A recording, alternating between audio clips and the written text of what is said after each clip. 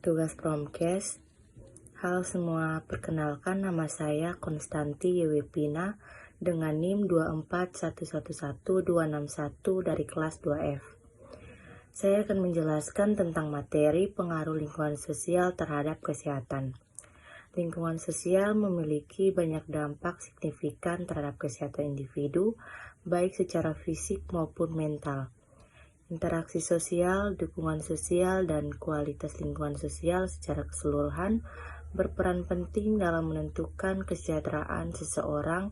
Pengaruh ini dapat dilihat melalui beberapa aspek berikut. Yang pertama, dukungan sosial. Dengan definisi, dukungan sosial merujuk pada rasa memiliki, rasa dicintai, dan rasa dihargai oleh orang lain.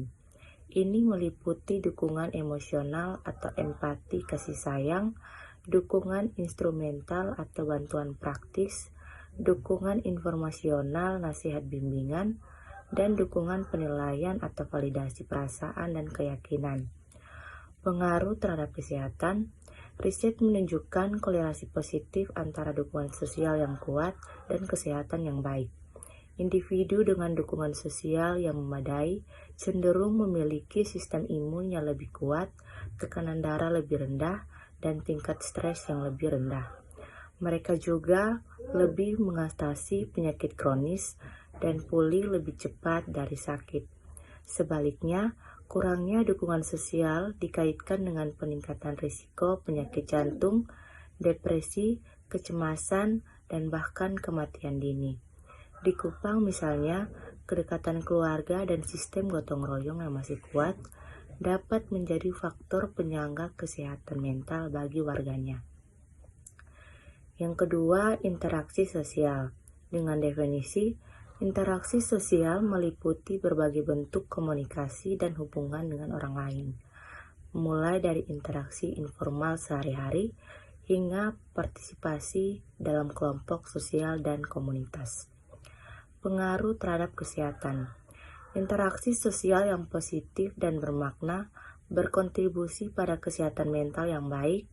Partisipasi dalam kegiatan sosial dapat mengurangi rasa kesepian, meningkatkan harga diri, dan memberikan kesempatan untuk belajar dan tumbuh. Sebaliknya, isolasi sosial dan kurangnya interaksi sosial dikaitkan dengan peningkatan risiko depresi, kecemasan, dan demensia. Di lingkungan perkotaan Kupang yang semakin padat, penting untuk memperhatikan akses dan kesempatan bagi warga untuk berinteraksi sosial secara positif. Yang ketiga, kualitas lingkungan sosial. Dengan definisi, kualitas lingkungan sosial mencakup faktor-faktor seperti tingkat kejahatan, tingkat kekerasan, akses ke sumber daya, dan kualitas hubungan antar warga. Pengaruh terhadap kesehatan. Lingkungan sosial yang aman dan mendukung berkontribusi pada kesehatan fisik dan mental yang baik. Tingkat kejahatan yang tinggi, kekerasan, dan diskriminasi dapat menyebabkan stres kronis, gangguan tidur, dan masalah kesehatan mental lainnya.